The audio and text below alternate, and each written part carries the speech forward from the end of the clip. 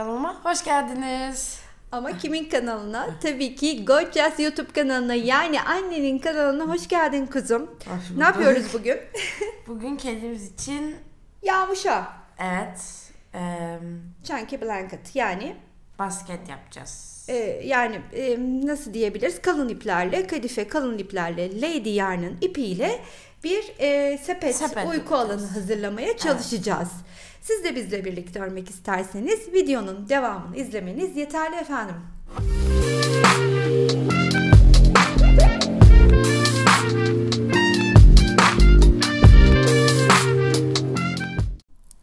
İpimizi yumak halinden şöyle açtık, önümüze aldık. İlk düğüm atarak başlıyoruz. Böyle en ucuna düğüm atacağız. En ucunu düğümünü attık. Bunu unutmuyoruz, kesinlikle yapmamız gerekiyor. Sonra iki önümüzdeki ipi üst üste koyuyoruz ve şu şekli verdikten sonra bir gösterelim. Şu önümüze şu şekli verdikten sonra bu oluşturduğumuz boşluğun içinden ilmek çıkartacağız. elimizi içine geçiriyoruz ve İlk ilmeğimizi böyle oluşturduk. Çıkarmış olduğumuz ilmek önümüzde duruyor. Sırada 3 kere zincir çekmek var.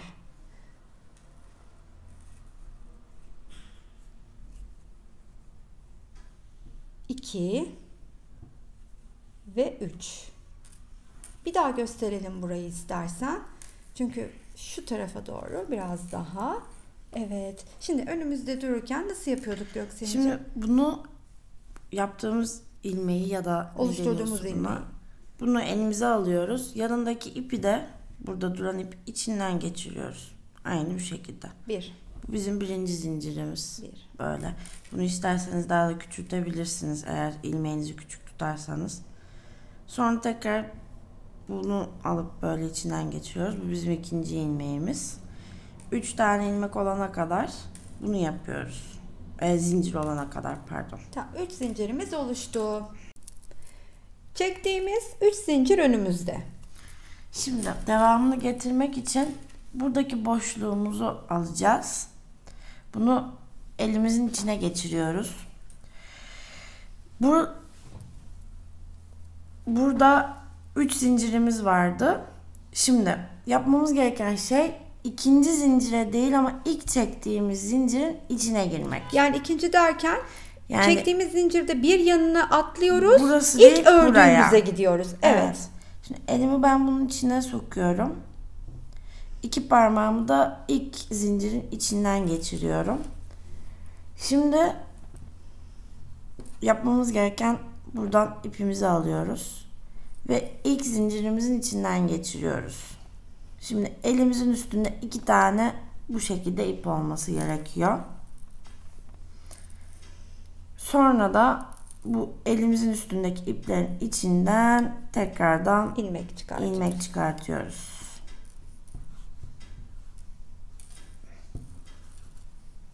Böyle. Bu aşamadan sonra ise yapacağımız işlem yine aynı boşluğun içine çalışarak devam edeceğiz. Yani bu yaptığımız işlemi buraya batarak kaç kere tekrarlayacaktık toplamda? Yani 5 kere daha yapıp toplamda 6 tane olacak. 6 tane olacak. Şimdi nasıl yapıyoruz? Yine buradaki ilmeğe elimizi sokuyoruz. Burada biraz evvelki gibi yaptığımız yere de elimizi sokup önce ilkini çıkartıyoruz. İlkini çıkarttıktan sonra ikisinin içinden ilmek tekrar çıkartıyoruz. Toplamda 2 olduk. Şimdi yine ilmeğimizin içinde ellerimiz. Tekrar aynı battığımız boşluk, Göksel'cim orayı gösterelim. Aynı battığımız boşluğa çalışmaya devam ediyoruz. Yine oraya batıp arkadan ilmeği alıyoruz. Ve 2 ilmek elimizdeyken ipi içinden geçiriyoruz. Anlamadım. Alırsın. 3 oldu.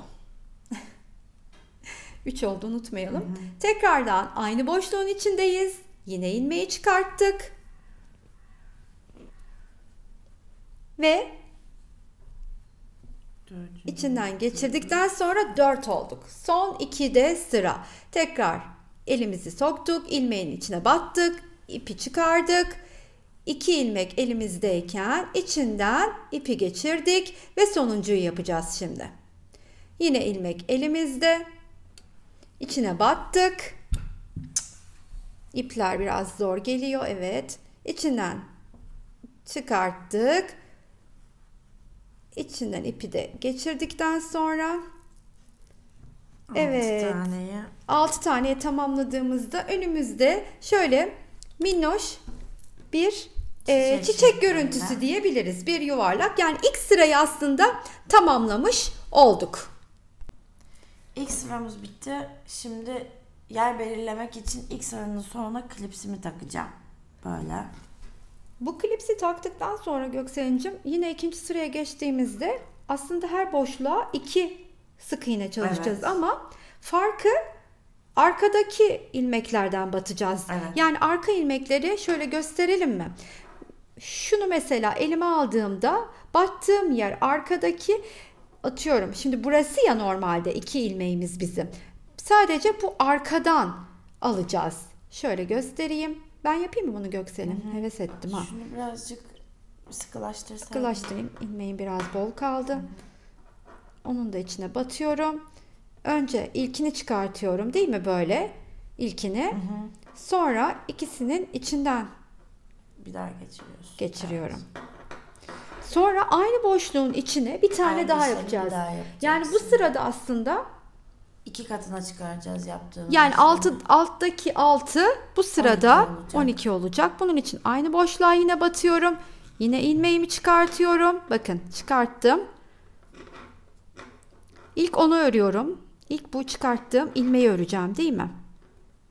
Öyle ilerliyorduk değil mi? Yoksa ikisini birden mi alıyordum? İkisini birden alacağız şimdi. He, tamam, çıkarttıktan sonra ikisini bir, pardon. İlkinin içine 2 tane yapmış olduk böylelikle. Bu şekilde. Evet. Şimdi sıra yine aynı şekilde devam ediyoruz. Ama en önemlisi ön taraftan değil de evet, arka taraftaki ilmeği sıradaki alacağız. ilmeğimiz bu olduğuna göre bundan değil bundan çalışacağız. Alacağız. Yani şöyle yapıyoruz. Annemin de gösterdiği gibi. Ben açayım sana onu. Sen evet. Kadrajdan çıkma. Buradan alıyorum. İçinden geçiriyorum. Sonra tekrar aynı yere batıyorum. İpimi içinden geçiriyorum. Bu şekilde. Gene 2 tane oldu mu? Evet. Bir koy istersen yere. Şunu da sesine sinir oldum. Evet, aynen. Şöyle bir durur musun lütfen? 2 yaptık. Şimdi sıradaki geldik buraya. Sıradaki ilmeğimiz bu. Hemen bu arkadan yine çalışacağız.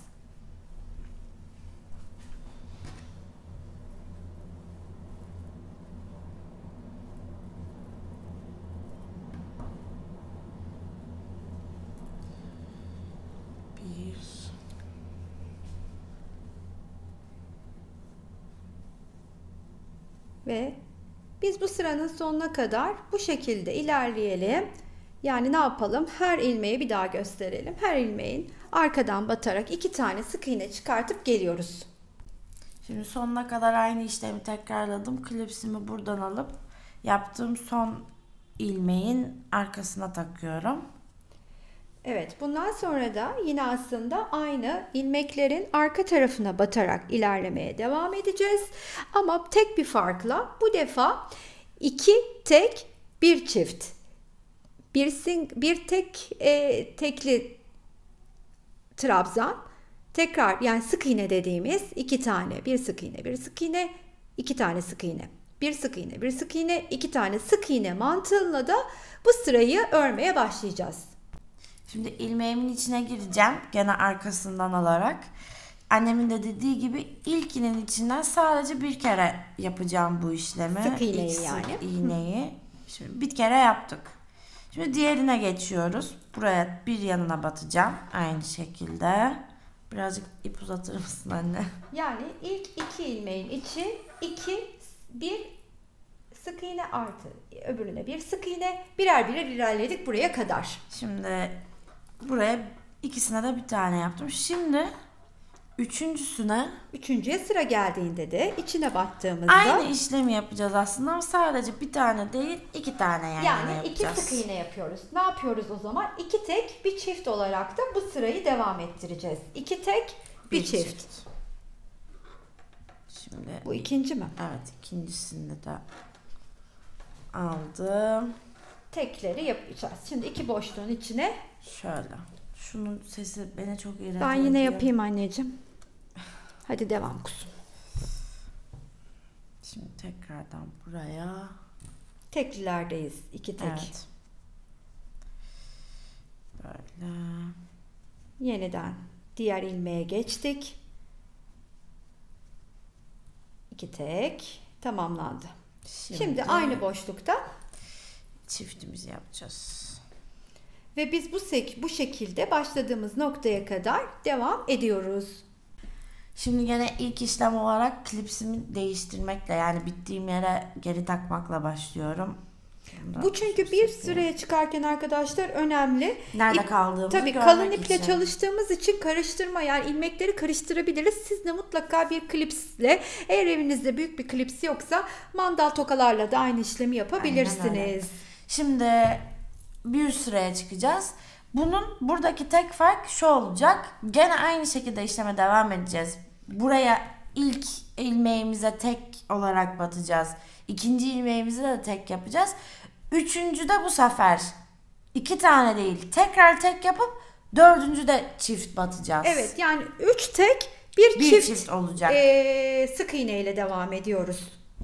O zaman başlayalım mı? Tabii. Şimdi gene aynı şekilde arkadan olarak aslında devam ediyorum. Hiçbir fark yok yani yaptığımız işlemde.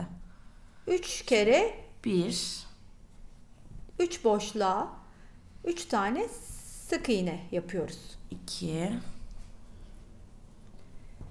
Şimdi üçüncüye de tek yapıyorum. Evet, sıra 4'e geldiğinde 4'e geldik. 2 tane. Buraya 2 kere batacağım. 1 aynı boşluğa tekrar. Ve 2. Aynen öyle. Şimdi gene aynı şekilde devam ediyorum. Tekrar altını çizelim. İlmeklerin bütününe değil, arkasına batarak ilerliyoruz hep. 1 2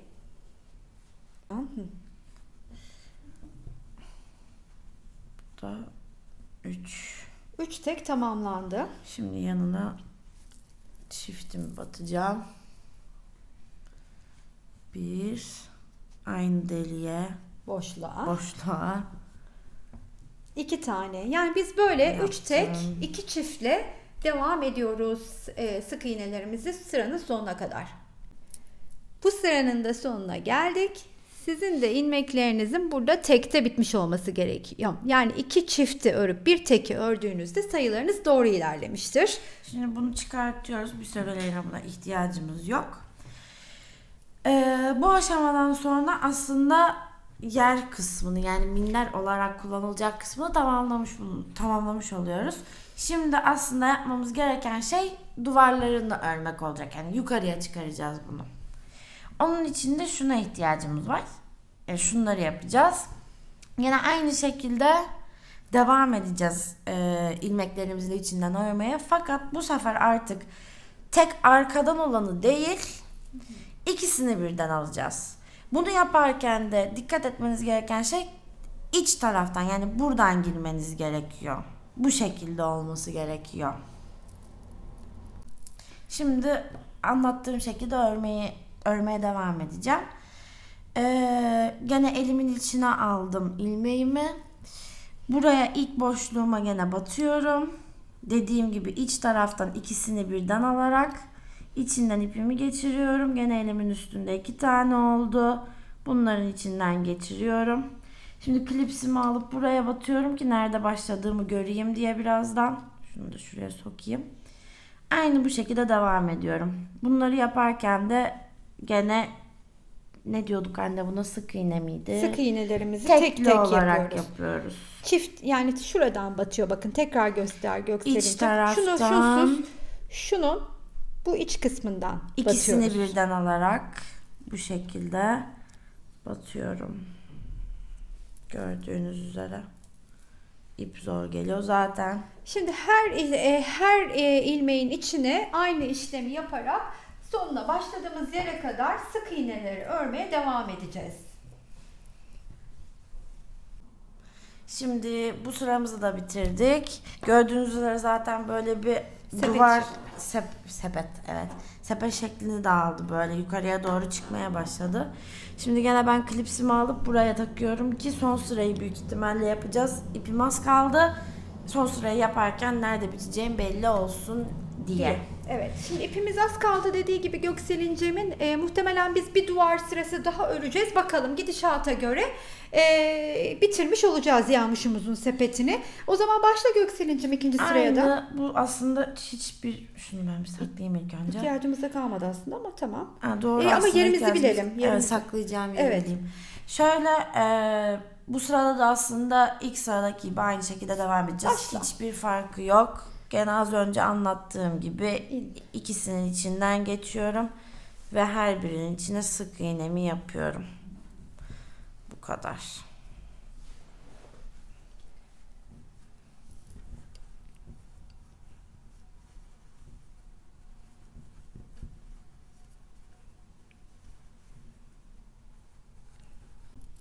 Şimdi sepetimizin sonuna geldik. Zaten ipim de bitmek üzere.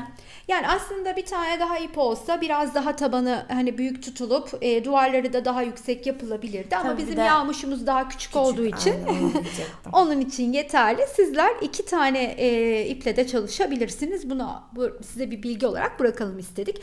Sona geldiğimizde ipi gizleyeceğimiz için bu kalan ipi şöyle bir düğüm atacağız ucuna. Aynı başlarken yaptığımız gibi. Tamam. Sonra da bir tane daha örer bence Göksel'cim. Son bir ilmeği daha deneyelim. Hanımefendilerle birlikte örelim. Aynen. Bence de yaptı bir tane daha. Sence bir tane daha yapar mı? Deneyelim. Yapmaz. Yok, yapmaz. O zaman ne yapacağız? Hemen bunu ben mi bitireyim? Evet. Bunu buradan alacağız. Parmağımı soktum. Şuradan da bakın. Bunu ön yüzünden ikisinin, yani ilmeğin içinden değil arka parçasından alıyorum. Şöylece bakın sıkıştırıyorum. Daha sonra tekrardan bu ipi alıyorum. Aralardan geçirerek şöyle, yani tığ ile nasıl gizliyorsak de aynı şekilde gizliyorum. Bu şekilde bakın, hemen yok ettik bile ipi. Şimdi bir de şeyi çevirelim istersen. Arka hemen tarafını. şöyle iç yüzünü çevirip duvarlarını yükseltelim. Ki böyle de çok tatlı duruyor. Bakar mısın anneciğim? Şöyle şunu da gizleyelim. Onu da İşte dilediğiniz yüzünü kullanabilirsiniz. Biz şimdi yağmuş için hazırız. Yağmuşu içinde çekebilme fırsatımız olmuşsa şayet videonun bir yerlerinde birlikte gördünüz. Yağmur aslında da biz kısaca yağmış diyoruz. Hikayesini de şöyle anlatalım. Bizim yaramaz tekerimizi benim sevgili eşim yolda daha henüz 2 haftalık bile değilken suyun içinde buldu. Şimdi bizim oğluşumuz 3,5-4 aylık. Bunun içinde uyuyacak Gökselin'cim. Yani ablası örmüş oldu. Ellerine sağlık anneciğim. Videoma eşlik ettiğin için sana çok ama çok teşekkür ediyorum. Ben de teşekkür ederim. İyi ki varsın. Sen de. Bu arada Göksel'in de YouTube kanalı var. Hemen alta size linkini bırakayım. Göksel'in aracı olarak ona ulaşabilirsiniz. Onun vloglarını izleyebilirsiniz dilerseniz. Buraya kadar izleyen herkese çok teşekkür ediyorum. Beğeni yapıp yorum yazmayı unutmazsanız beni mutlu edersiniz. Beğendiyseniz evet, bu defa kalp senden olsun. Bir kalbinizi istiyorum sizlerden. Sıradaki videolarda görüşmek üzere. Hoşça kalın arkadaşlar. Bay bay.